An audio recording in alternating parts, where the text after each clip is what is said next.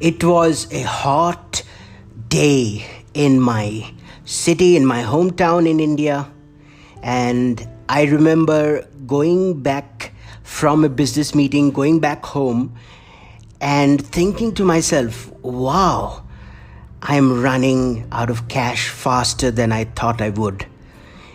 And also, if people asked me, how long will it take for the business to succeed, I did not have an idea.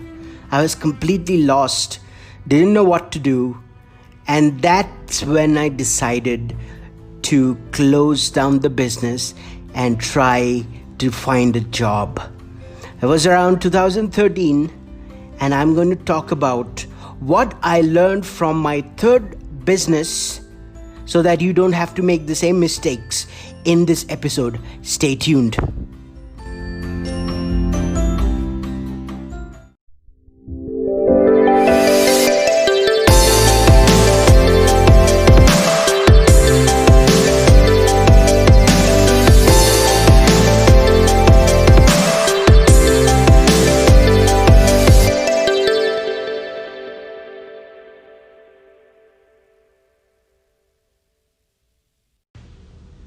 Hello people, how are you doing? This is episode 5 of Escape the J-Curve podcast, and I am your host, Rohan Nag. Welcome to the show, and I am going to talk about something very important, the lessons that I learned from my third and my fourth businesses. Practically they were run at the same time around 2012 to 2013. And I am going to look back at those businesses and figure out how I would have run those differently. In the meantime, if you are enjoying my content and if you think that I am adding value, please search for the podcast on iTunes, Escape the J-Curve, or on Google Podcasts, and subscribe, download, and leave a review if you have liked the show. So, here we go. In 2013, I had decided this is it. I had a steady day job, but I was like, no, I am not living up to my full potential. I am not doing something that I like. And I think I could be making a lot more money if I start my own business. So I burned all my boats. I quit my job. I moved back to my hometown and I moved back in with my parents, and I decided I will start a new business. And I had a very prominent, successful person as a relative in the media and entertainment industry. So I decided I would give this industry a shot. So what I decided to do was to build a website where people who work in the media and entertainment industries, such as models, actors, they would be able to go to the website and upload their portfolio, their body of work.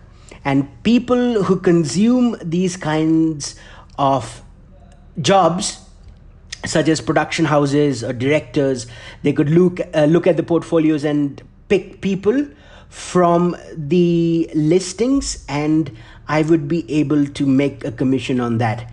So I commissioned the website and I reached out to people through the help of my relative who was well established in the media and entertainment industry, and I tried to get some customers for the website.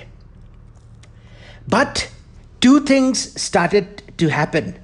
Number one, the website was taking much more time and resources than I had planned for it. So I had decided that I could get the website up and running in 3 to 4 months. It was already 3 to 4 months, but all of the features could not be implemented and the product wasn't ready. I could not launch it to the market. And at the same time, I was burning my savings at a faster rate than I had expected. Whoa, what do I do now? So I decided to run some short-term experiments to get some cash into the business. And that's why I say that there were 2-3 businesses that I was doing in parallel to the main idea so that I could make some money on the side and use that cash to build the website and to acquire customers. So what I was doing is I had a few friends in the F&B, the food and beverages industry.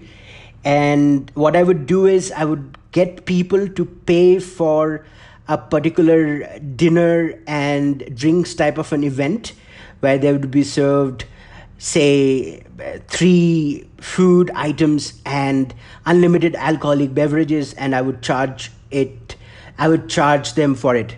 And I thought we will be breaking even or even, making some cash off it and pour all that cash back into my main business so that I could build the website.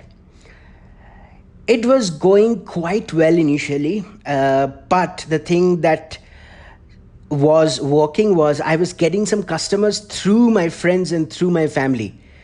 I wasn't able to convince a lot of strangers to come into the business and support and pay for a dinner drinks type of an event. And although it was initially successful and I poured the money back into building the website, the revenue dried up a few months after I started.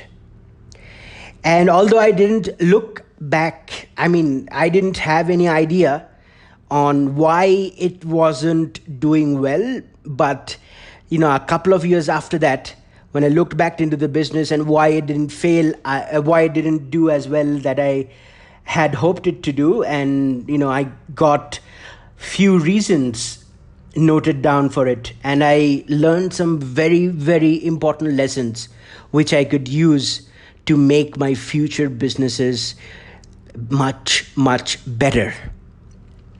So what was the most important lesson? The most important lesson was I did not do any market research. I did not know if there's a requirement for a website which connects actors with directors or models with producers and things like that. I should have done a market research to figure out if there is a constant need for this product or the service that I was building. I did not do that.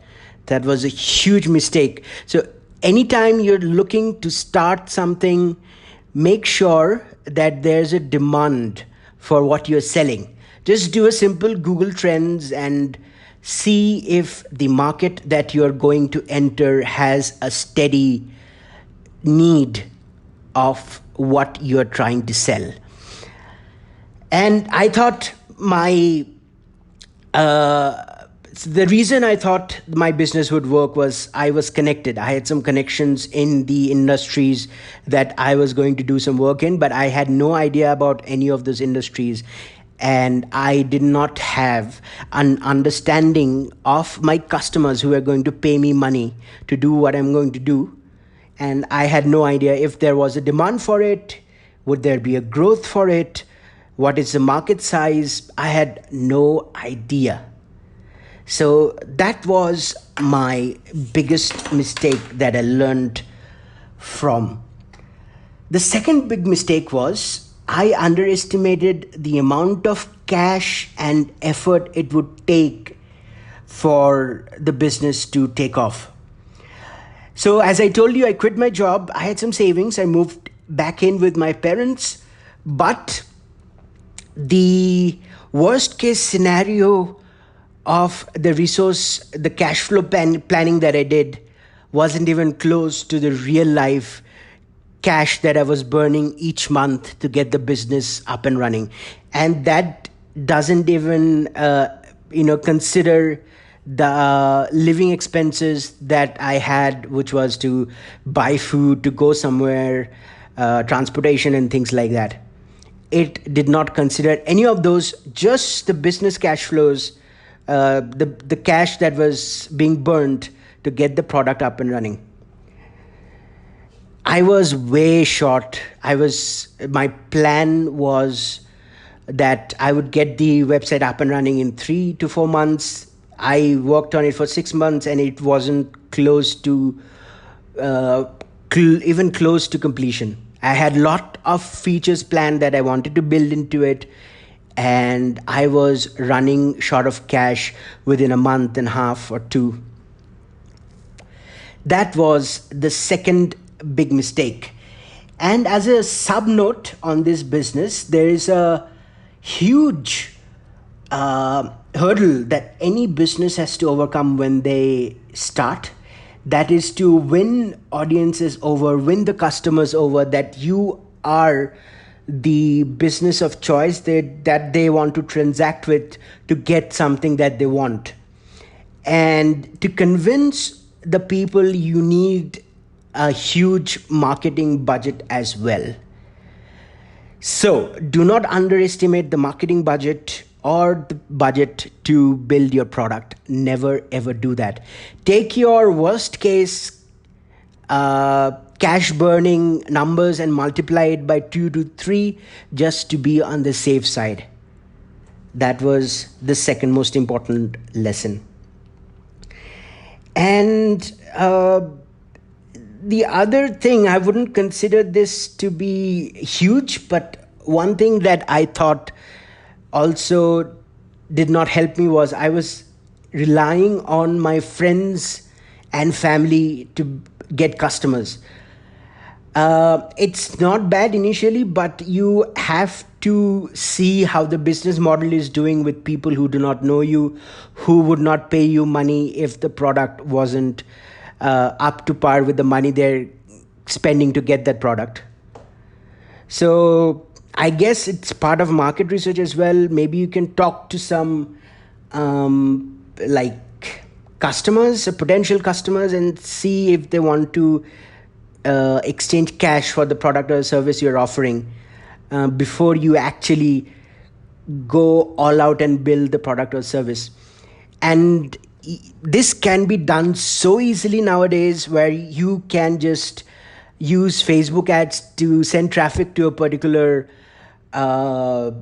say a sales page without even building this product itself.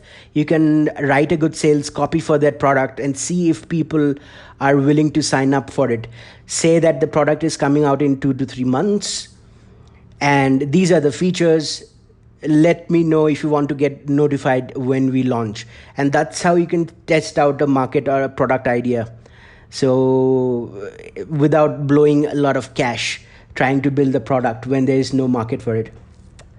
So 3 very important lessons: market research, don't underestimate the amount of resources or time it will take to get a business up and running. Number 3, see if people outside your friend and family circle are willing to put money into your product or service. Thanks a lot. That was my message for today. I hope you enjoyed it. I will be back tomorrow with episode number 6, and stay blessed.